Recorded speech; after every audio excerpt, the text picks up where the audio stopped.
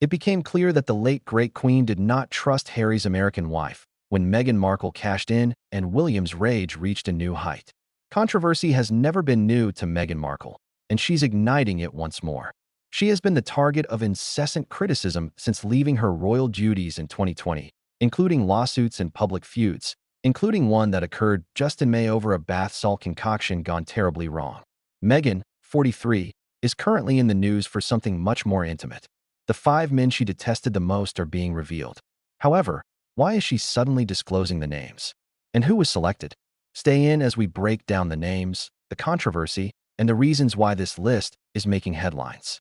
William the Prince. Meghan Markle, 43, is at last named the 5 men she allegedly detested the most.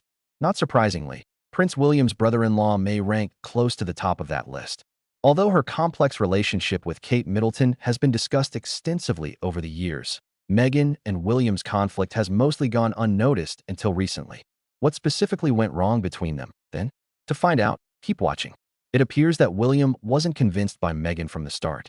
Several sources claim that he avoided her at first because he was uncomfortable with her being a member of the royal family. She stood for all that the palace was not to him: brave, outspoken, and unabashedly American. He saw her as an outsider who was unaware of the unwritten rules of the organization and, worse, showed no desire in understanding them.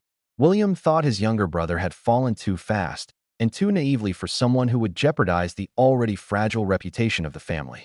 William became more worried when Harry and Meghan's relationship progressed quickly from dating to engagement to marriage. According to reports, he cautioned Harry to calm down and consider the long-term effects. To Harry, however, it seemed more like judgment than brotherly concern. William remained steadfast in his conviction that Harry was responsible for any repercussions when fissures started to appear. William was quick to blame others when such repercussions materialized. Things didn't get any better after their wedding in 2018. After Harry complained that William wasn't doing enough to welcome Meghan, King Charles reportedly intervened to defuse the escalating tensions. Charles responded by urging William and Kate to extend an invitation to the Sussexes to spend Christmas at Amber Hall. They accepted, but that was the only invitation Meghan and Harry would get for a trip while they were in the UK. According to reports, the visit widened the gulf rather than bridging it. William kept complaining. Meghan's interactions with palace employees. The fact that Meghan moved so fast was kind of a confirmation of it to me. How strongly she expressed her views. She was like a little sister, which is what I wanted. And the frequency of news regarding her family. Meghan and Harry were becoming perceived by many in the firm as difficult and unpredictable. Nonetheless, the Sussex children make some adorable appearances in Netflix's Harry and Meghan, according to individuals who know them well. It was a more complex scenario. A family friend claims that a large portion of the fallout might have been prevented. Fundamentally, Harry was not interested in drama. All he wanted was to be heard. He yearned for candid, frank discussions. We constantly talk about how, back in the day, you knew what your children were up to if they lived with you. Responsibility. And an apology when it's due. However, none of that materialized. Not from William, and definitely not from his father. That kind of silence became more than just difficult for Meghan. It got personal. It's easy to see how animosity developed after years of feeling excluded, questioned, and wrongly classified. Meghan's resentment might have a deeper human origin than just palace intrigues or press headlines. The pain of being sent away by someone who never tried to comprehend her. And it could be the main reason why Prince William was listed as the man she detested the most out of all of them. However, Meghan's injuries weren't all caused by the palace or the media. One in particular came from Thomas Markle, the man she used to call home. Meghan Markle used to talk positively about her father as a child and would have referred to him as her hero.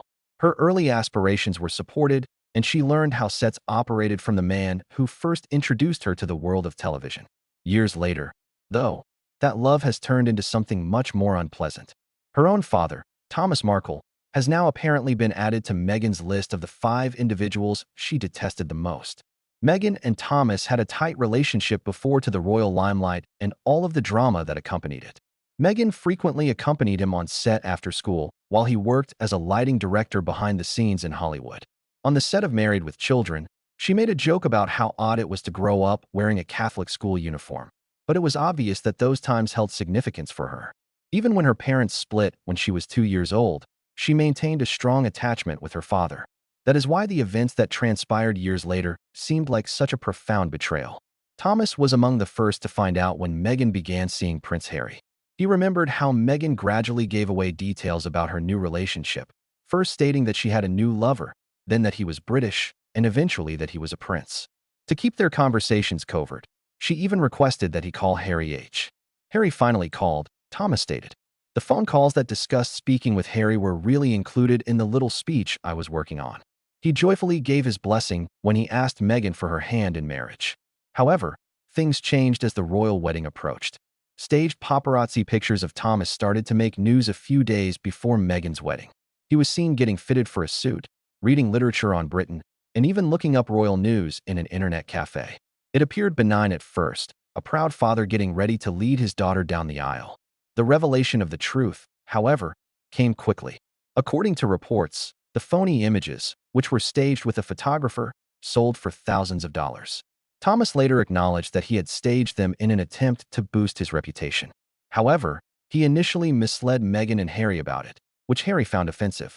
Thomas remembered Harry telling him that this would not have occurred if he had listened to him. Perhaps it would be better for you folks if I were dead, Thomas said, obviously in pain. Then you may act depressed. He hung up after that. Meghan then made an effort to get in touch with her father, particularly in the days leading up to the wedding. According to a buddy, she kept texting and calling him and telling him to pick up. I cherish you. I'm also afraid. Thomas, however, remained silent. When a car arrived the following morning to drive him to the airport, he resisted getting in. Later, he claimed to have suffered a heart attack. This morning, it was announced that Thomas Markle, the father of the Duchess of Sussex, had been taken to the hospital. We should get more. But according to reports, Meghan didn't know where he was. Thomas was no longer involved, so Meghan and Prince Charles walked down the aisle together. Doria Ragland, her mother, sat silently close by, the only member of her family present. Although Thomas acknowledged that he was envious and wished he could have attended, he claimed the event was happy and he watched it on TV. Nevertheless, Thomas continued to speak rather than keeping the matter confidential. He repeatedly appeared in interviews with the Daily Mail, Good Morning Britain, and TMZ. Fascinating information about the royal family, Meghan, and Harry. In one instance, he revealed that it truly affected him when Meghan informed him he couldn't speak at her wedding. In another, he mentioned political views that Harry supposedly discussed on the phone. The disparity grew with each interview. Then Meghan addressed her father a private letter requesting that he refrain from speaking to the media. She told him that although she loved him, she was devastated by his behavior. After he replied, he gave the letter to a tabloid, who then published it. Although Meghan eventually prevailed in her lawsuit against the tabloid, the harm between the father and daughter had already been done. Meghan's buddy claimed that Thomas's apparent disregard for her actual desires was the most upsetting aspect. The buddy claimed that she was requesting that he cease utilizing the media, but he concluded his letter by requesting a picture opportunity. Meghan's phone number hasn't changed. Although he doesn't, those close to her claim Thomas might still get in touch with her. Even though Meghan has always been characterized as a devoted daughter, the hurt caused by what transpired hasn't diminished. She used to adore her father. However, that love evolved into something else after being disregarded, misrepresented, and exploited for publicity. Perhaps not outright hatred, but something similar. According to those close to Meghan, she learned a sad truth from that encounter with her father. Not every attack originates from an adversary. They occasionally originate from those who ought to have known better and either said nothing or, worse, said too much. Maybe that's why the next man on her list hurts differently. Gallagher Noel. Biting his tongue has never been a trait of Noel Gallagher. Whether discussing politics, music, or family issues, the former Oasis rock star never holds back when expressing his opinions, and he frequently does so with enough sass to make people laugh. That savage tongue. It caused him to get involved in numerous arguments throughout the years, including one with his brother Liam that is infamously messy. However, Meghan Markle is probably the one who has added his name to her mental list of persons she detests. Noel focused on the Duke and Duchess of Sussex in a 2021 interview with The Sun, and the results were anything but flattering. He specifically targeted Prince Harry, making fun of him for being overly sentimental and vocal, insulting him in a way that implied weakness and conceit. Harry's choice to discuss the royal family in public was perceived by Noel as a betrayal. However, the attack on Harry was motivated by a much more icy view of Meghan. The rock star suggested that things went wrong the minute Harry started dating an American, and he blamed her for the change he noticed in the prince. Noel believed that Meghan was the cause of the royal family's involvement in one public crisis after another. He made no effort to disguise his distaste or use polite words to cover it up. Indeed, he appeared to take pride in his willingness to be blunt and harsh. The entire situation seemed to be someone venting long-standing annoyance, not only about Harry's decisions, but also about Meghan's inclusion in the royal narrative in general. Noel felt that there was no room for context or comprehension. In typical Gallagher fashion, he didn't care who disagreed with him, believing that Meghan was the one who brought disruption, promoted disloyalty, and stood for ideals that went against the grain. Noel's remarks were presumably not shocking to Meghan, who has always had to cope with negative headlines and strong opinions. However, it wouldn't be remarkable if she added him to the increasing list of men she wishes had just remained quiet, given that he is a well-known public person with a loud voice and a lengthy history of stirring things up. There are other men Meghan wishes had remained silent besides Noel Gallagher. Clarkson, Jeremy. Being provocative has always been Jeremy Clarkson's forte. He has established a reputation for being loud, brazen, and frequently insulting for decades. He is the type of man who says things that others won't, regardless of how pointless or harsh they may be. Some people find his directness amusing, but others think it goes too far, and Meghan Markle is in the latter category. Her name has become one of Clarkson's favorite jokes as a result of his frequent attacks at her over the last few years. It all started in early 2020 when Meghan and Prince Harry made the decision to step down from their positions as senior royals. The pair explained that they intended to take a back seat, preserve their serenity, and become financially independent in their statement, which made headlines across the world. It was a daring but reasonable move for many. It was a time for Clarkson to make fun of. Clarkson brushed off Meghan's emotional disclosures as theater rather than acknowledging her mental health issues while she was a working royal. Without considering what Meghan was truly going through, he promoted the idea that people needed to become more resilient, placing her in that category. My presence here and my work with you and women unintentionally turned me into a female advocate for someone who had just spoken out about feeling alone and unsupported. This type of response was severe, but it goes beyond that. Clarkson made another attempt shortly after Harry and Meghan inked a huge contract with Netflix to create documentaries, television series, and other material centered around hope and true tales. He dismissed the task they had set out to do and made fun of the relationship. He didn't think their voices mattered. The entire endeavor was a financial waste, and their objectives were absurd. It was an obvious message. There was no way that anything they touched could be valued. Then an odd and unsettling pattern appeared. To make Meghan the target of jokes, Clarkson started pulling her into irrelevant discussions. Instead of concentrating on practical solutions when writing on climate change, he made fun of environmental activists and used Meghan as an example of the type of person whose views irritated him. Using her name as a metaphor for everything he said he didn't like, he portrayed her efforts as performative and annoying. The introduction of Clarkson's new television program in 2021 was the lowest moment. He presented a snippet from Meghan and Harry's now-famous conversation with Oprah Winfrey in the first episode. He turned it into an offensive joke rather than address the important topics brought up, such as racism and mental health. A discussion is taking place. Wait. There have been multiple discussions regarding a conversation with you, along with Harry, uttering juvenile remarks against Meghan's appearance during the interview. It was more than just rude. It was needless, cruel, and done only to make people feel inferior. This was not about conflicting views or fair criticism. It was constant, focused derision. Clarkson continuously attempted to undermine a woman who had already been subjected to constant criticism from the media, the public, and even some members of her own family by using his position. Jeremy Clarkson was more than simply a vocal adversary to Meghan. He is among the several influential voices that have opted to laugh rather than listen and to mock rather than comprehend. It's understandable why she immediately mentioned his name when asked which male she detests the most. Even though Clarkson's jest was harsh, Meghan had already experienced that kind of poison, albeit in a different form and from a man she nearly dated. Morgan Piers. It has never been Piers Morgan's style to keep his thoughts to himself. His statements have sparked innumerable issues since he is bold and constantly looking for a headline. However, few of his targets have been subjected to the same level of hostility and attention as Meghan Markle. A seemingly innocuous conversation between the American actress and the British TV personality quickly descended into one of the most well-known and enduring attacks in contemporary royal history. And it's easy to understand why Meghan hates him after years of taunts, outbursts, and insults. Long before Meghan became a Duchess, in 2015, the two initially became acquainted. Morgan was among the numerous famous personalities she praised for their support as she starred in the courtroom drama Suits. She thanked him in a message when he followed her on Twitter, and that was that. Or so it appeared. Morgan claims that they maintained communication for a little period of time. But when Meghan entered a secret members club, met Prince Harry, and started the romance that would eventually catapult her into the public eye, everything changed. She didn't communicate with Piers Morgan again after that, and it seems that silence could not be forgiven. Morgan started portraying Meghan as a user, someone who rose up the ranks of society and dumped others when they were no longer useful to her. He asserted that she had done the same to him, her ex-husband, and other family members.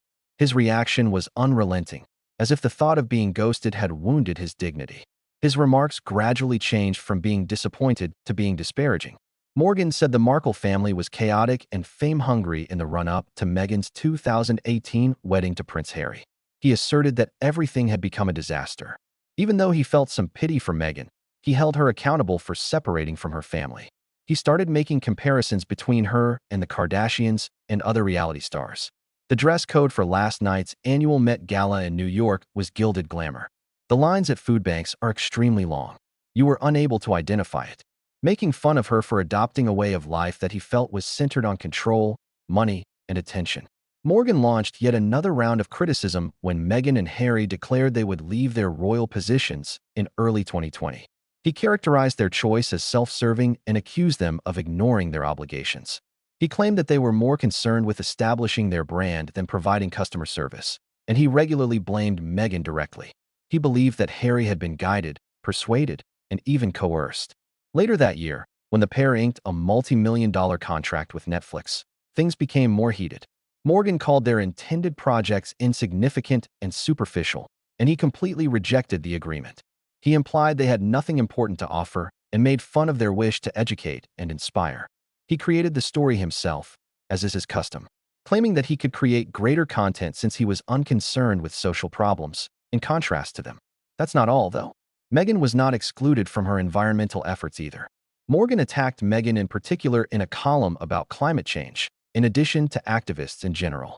He painted her as a hypocrite who advocated for sustainable living while traveling in expensive aircraft. In his writing, he described how her remarks inspired him to do the exact opposite of what she recommended, promoting the idea that she was pompous, theatrical, and inauthentic. When Meghan and Harry went down for an interview with Oprah Winfrey in 2021, things came to a head. Meghan talked about the bigotry she experienced, her mental health issues, and how alone she felt as a royal. It was a time of unadulterated honesty for many. It was a chance for Piers Morgan to launch another offensive. He rejected Meghan's claim of suicidal thoughts right away. He asserted that he didn't trust her at all. There was a commotion about that one statement. It was deemed cruel and hazardous by viewers. Mental health associations raised their voices. He was even put to the test live on Good Morning Britain by his co-hosts. Morgan was criticized for his fixation with Meghan and for insulting someone repeatedly during a heated exchange, who had never publicly reacted to his several assaults. He left the set. He quit a few hours later. The preoccupation persisted after the resignation. It worsened, if anything. Morgan kept writing essays, doing interviews, and making TV appearances, but he always brought up Meghan. He said that she had abandoned him, was deceitful, had destroyed the royal family, and had played the victim. When Harry supported her, Morgan claimed the prince had been Meghan-ed, a phrase he created to imply that Harry was only a pawn in her scheme and no longer his own person. Even her guest editing position at Vogue was derided by him as a vanity project. He found time to work on a magazine despite being upset that she wasn't there when President Trump visited the UK. He gave her the name Mimi Meghan, creating an entire persona around the notion that she was self-centered. Even though Morgan had previously criticized Thomas Markle, at one time he stated that Meghan should mend her ties with her father. It appeared like he would always find a way to turn anything Meghan did into something improper. He claimed she was frigid when she remained silent. He claimed she was phony when she spoke. With him, there was no victory. The fact that it's always been so biased further adds to the strangeness of the situation. Meghan has never returned the clap. His name has not been spoken by her. The years of attacks have gone unacknowledged by her. She has just moved on, concentrating on their causes and living her life with Harry. However, Morgan hasn't even come close to moving on. His years-long obsession ultimately speaks for itself. He might stand for more to Meghan than just a critical critic. He serves as a reminder of the hostile, poisonous media that she left behind, where her every action was scrutinized and her statements misrepresented. A place where folks like Morgan might continue to be given a platform while hurling insults day after day. What was the most startling name on the list? Please let us know what you think in the comments section below. Remember to subscribe, like, and share. Click the following video that appears on your screen as well. You'll like it.